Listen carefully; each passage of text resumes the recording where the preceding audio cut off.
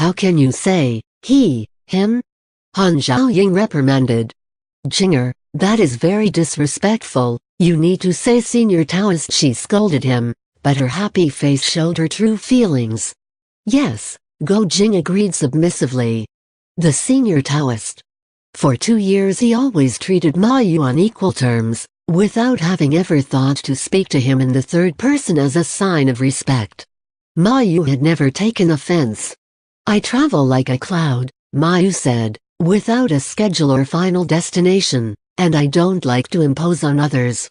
That is why, even though I was a neighbor, I didn't come to greet you.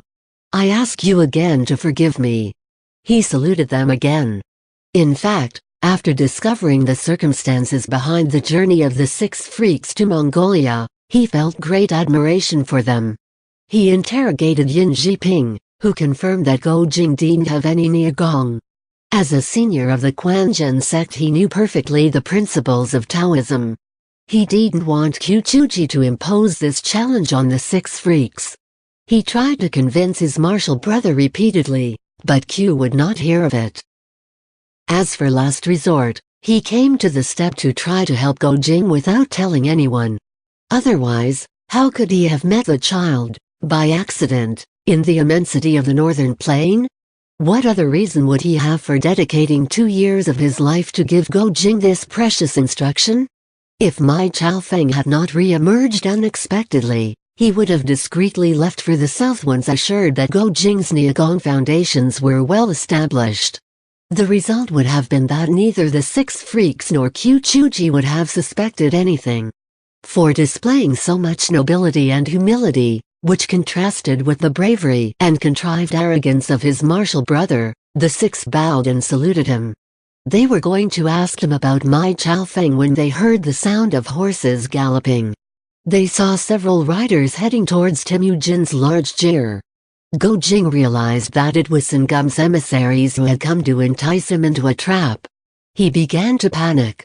Senior Sfu, he said to Keizhener, it is necessary that I leave for a short time.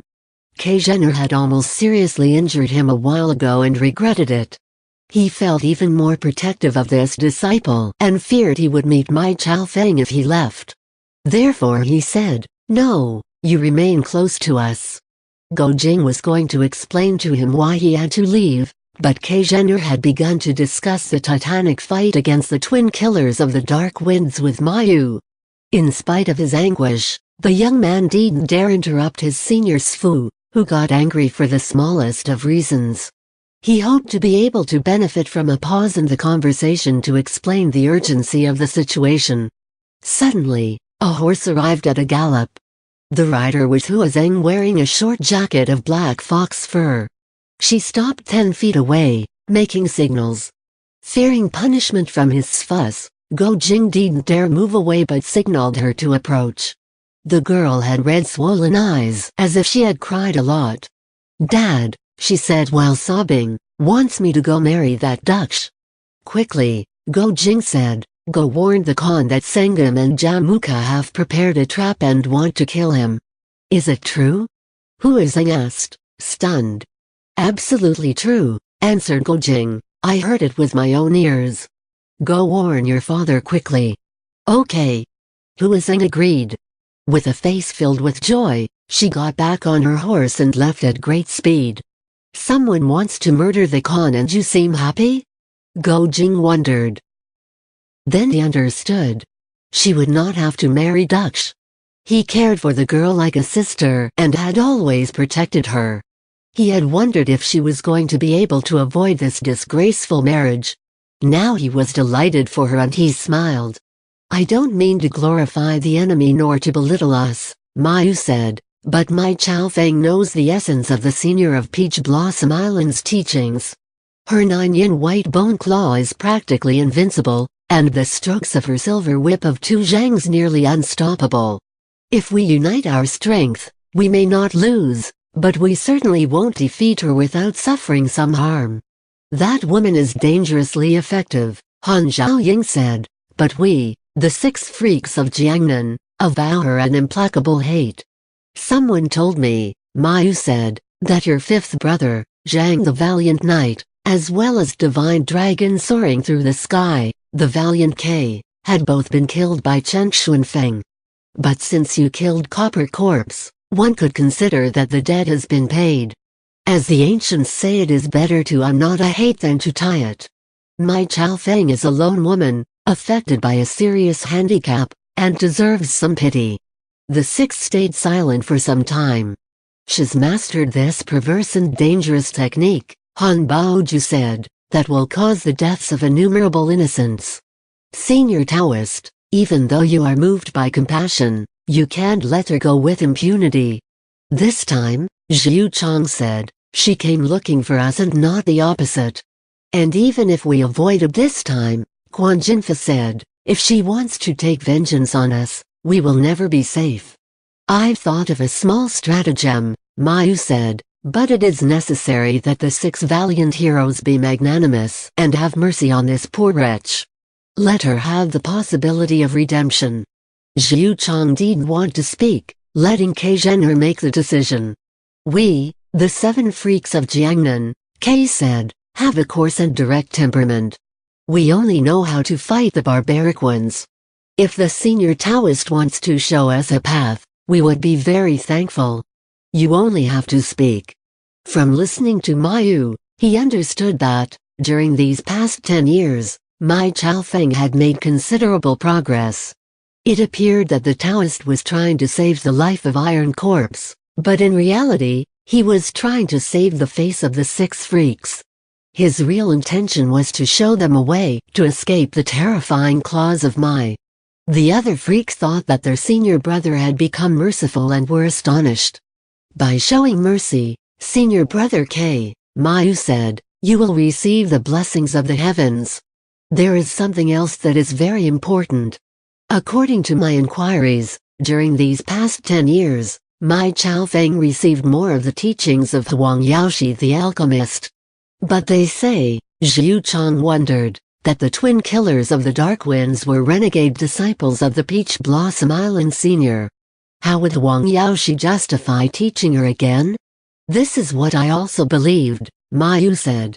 But according to the description of the fight you had, her kung fu was much lower than what she displays today. If she didn't receive the instruction of an illuminated senior, it would be impossible for her, training alone, to arrive at her present level. If so, and if we kill Iron Corpse today, we risk Wang's anger. Kei Zhener and Zhu Chong had already heard of the kung fu of Huang Yaoshi, often in such exaggerated terms that they had difficulty believing in the man's power. The Quanzhen sect represented the orthodox martial arts. If Mayu felt fear regarding Huang, it was evidently something to take into account. The senior Taoist thinks of everything, Zhu Chong said. We can only be filled with admiration. Please make us part of your undoubtedly wise plan. This miserable plan, Mayu said, may appear a little snobbish, I'm afraid. I ask the six valiant heroes not to laugh at it. The senior Taoist is too modest. Zhu Chong said, the reputations of the seven disciples of Wang Chongyang are so well established that the admiration is general in the martial realm.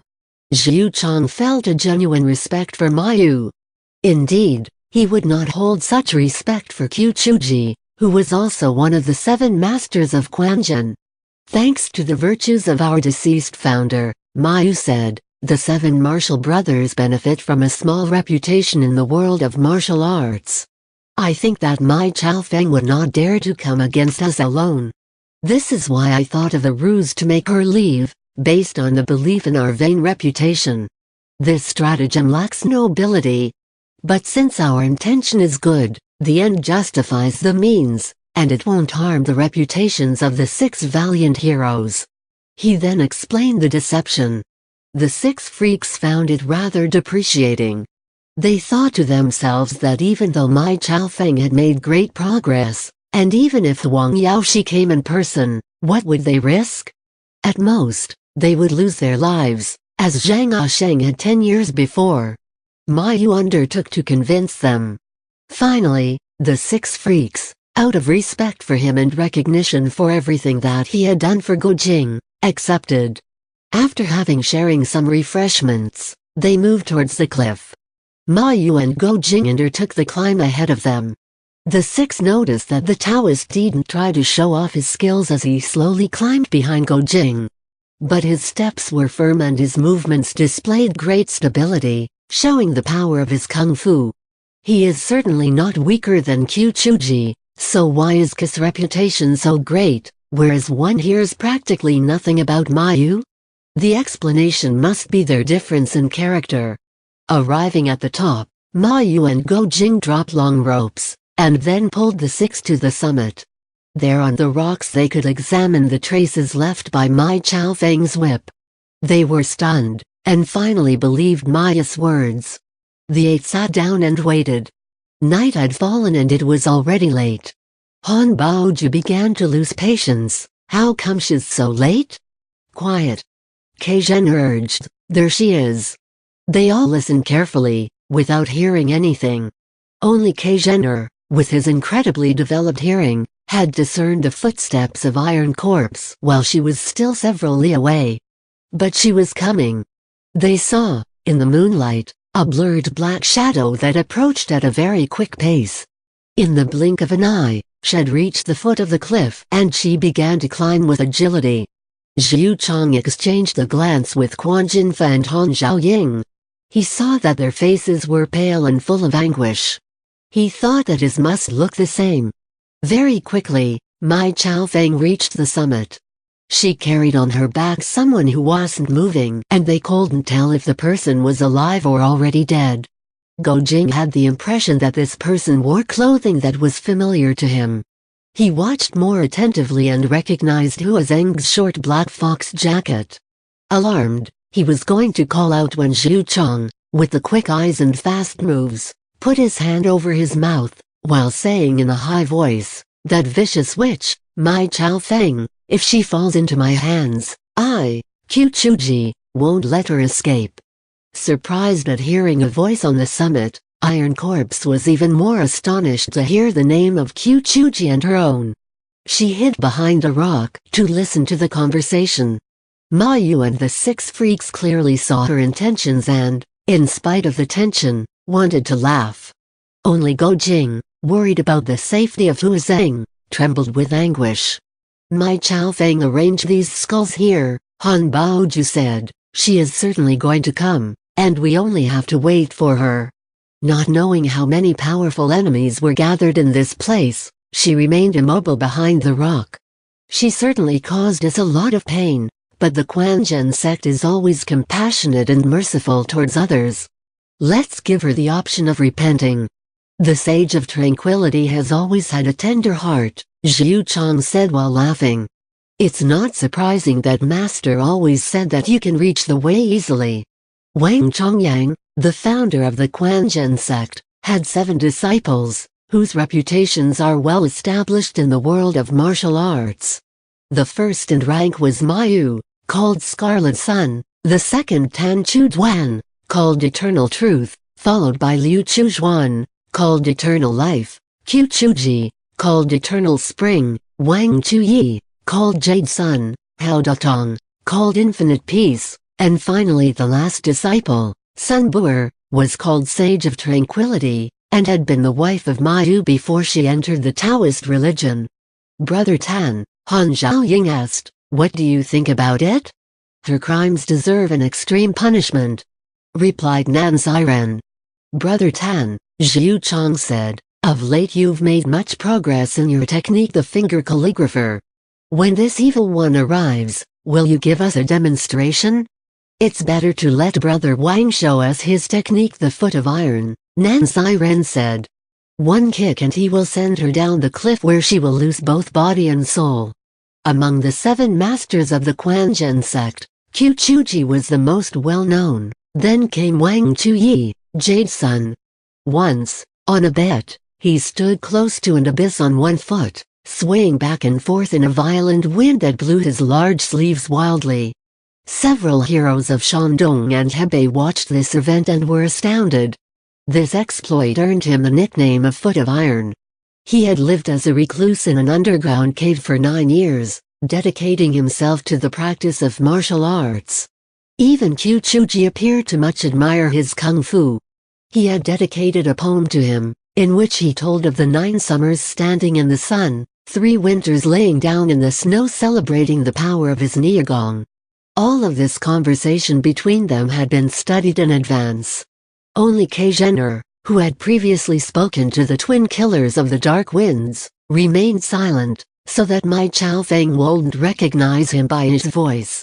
Iron Corpse was more and more astonished. Apparently, the 7 masters of the Quanzhen sect are here. I am not really certain of being able to beat a single Taoist. How would I withstand the 7 united? If they discover me, I am dead. At that moment, the moon illuminated the summit clearly. Zhu Chong said, "This night, black clouds cover the sky, one can't even see the fingers of his hand. Everybody be watchful so that the witch doesn't take advantage of the darkness to escape." "It's a good thing that it is a black night," Mai Chao Feng reassured herself, "otherwise they would have discovered me already. I give thanks to the heaven and earth, so long as the moon doesn't appear." Go Jing had not stopped looking at Hua Zheng.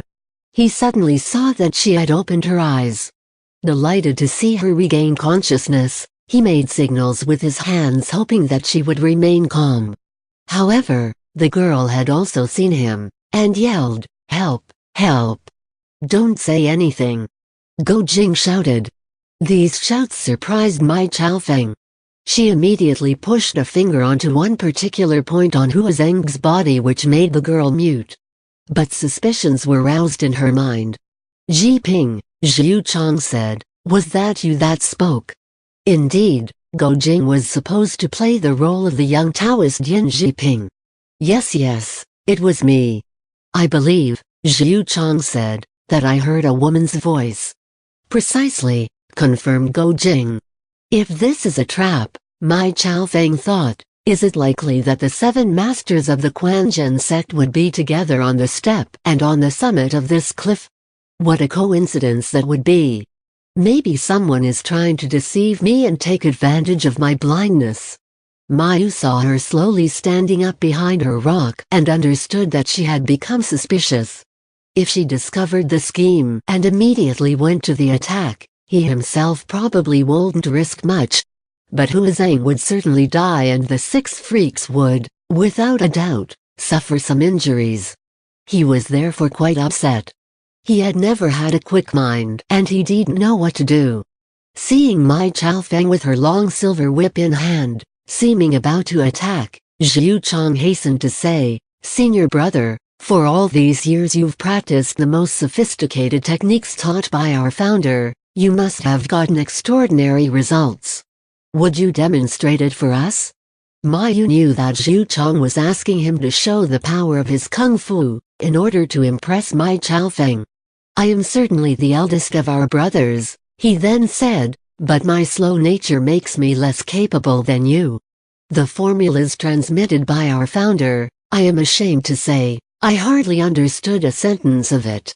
He pronounced each of his words very slowly while feeding them his breath fully. The tone was quiet and humble, but the voice carried very far. He had not finished pronouncing his last words when the echo of the first came back with winds, like the growls of tiger and the screams of dragons.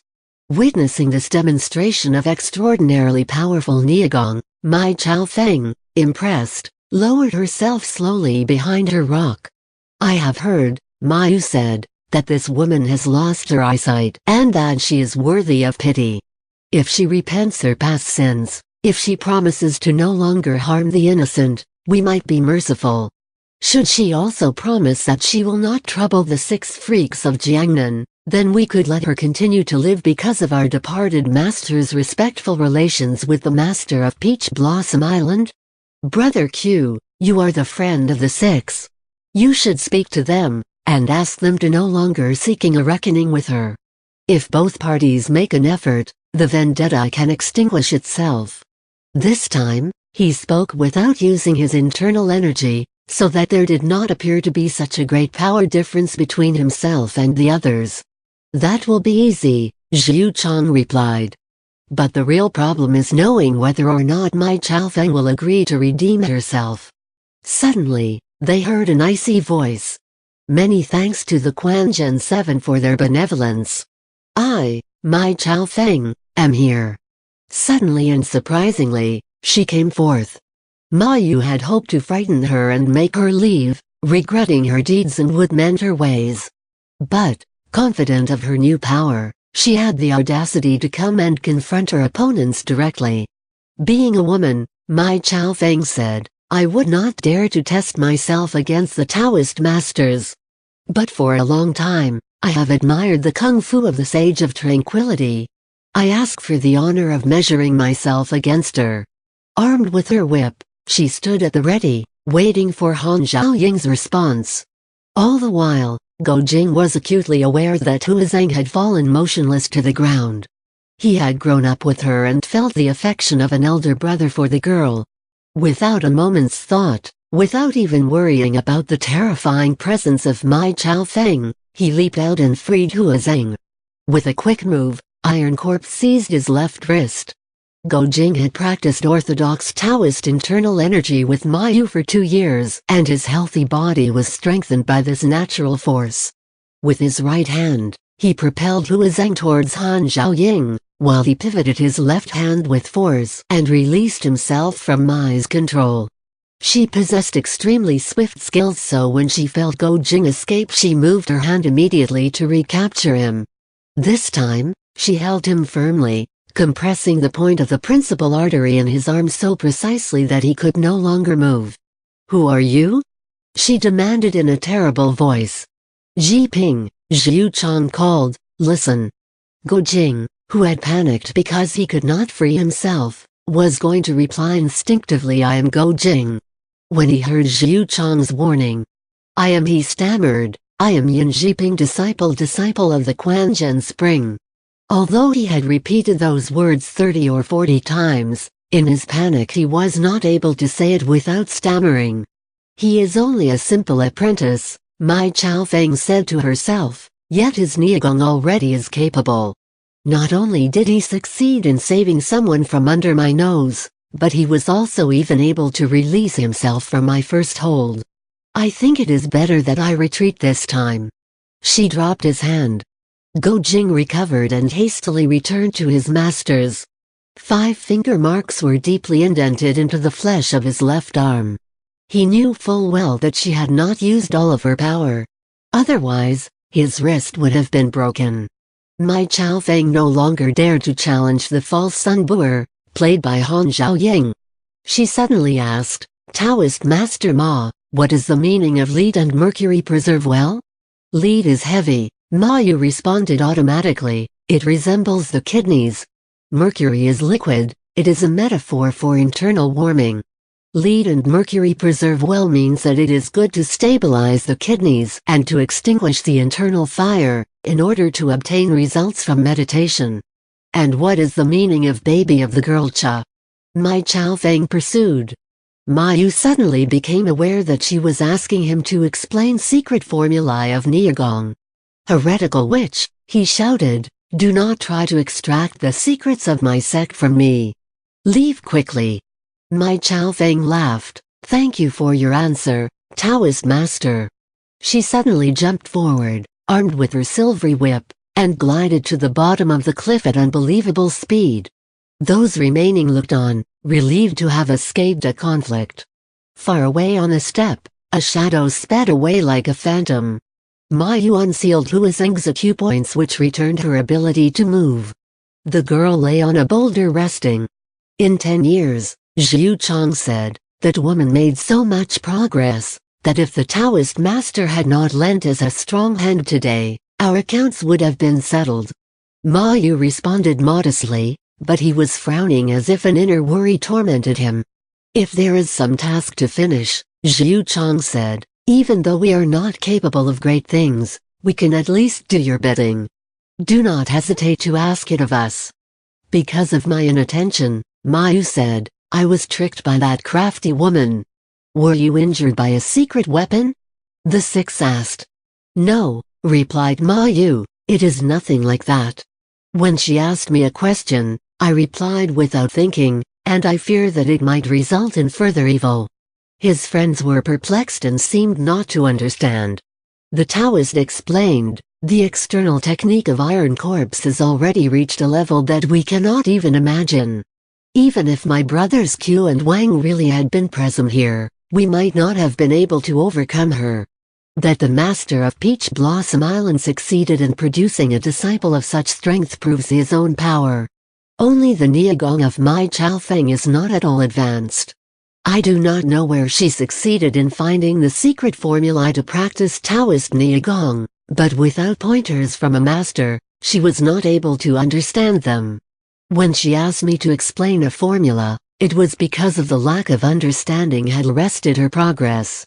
I realized something was wrong and did not reply to her second question, but my first explanation will allow her to make great progress with her Niagong. Let us hope, Han Xiaoying said, that she will regret her past crimes and do no more evil. May it be so. Ma Yu said. If her Niagong should become stronger, she will be more difficult to contain. Ah, this is my fault, I was too naive and should have distrusted her. After a moment's thought, he continued, one thing intrigues me. The skills of the Peach Blossom Island are completely different to those of Taoism. Nevertheless, these two formulas that she quoted correspond precisely with our Taoist Niagong. How is that possible? Hu Zheng suddenly leaped off her boulder. Ah! She cried, Go Jing. Father did not believe me, he left to visit Ong Khan. Why? Go Jing asked. I explained to him, Hu Zheng said, that Uncle Singam and Uncle Jamuka plotted against him.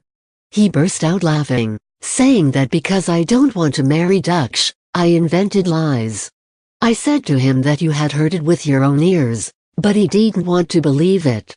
He even said that he would punish you on his return. I saw him leave with my 3 elder brothers and a small escort. I hurried to come to find you, but on the way, that blind woman caught me. She wanted to bring me to see you, isn't that right? If we had not been here, 1 the 6 said ominously, you would have had 5 holes in your skull by now. When did the Khan live? Go Jing demanded anxiously. A long time ago, Hu Zheng responded. Father said that he wanted to get there as soon as possible. He didn't even wait for sunrise. Their horses are very fast.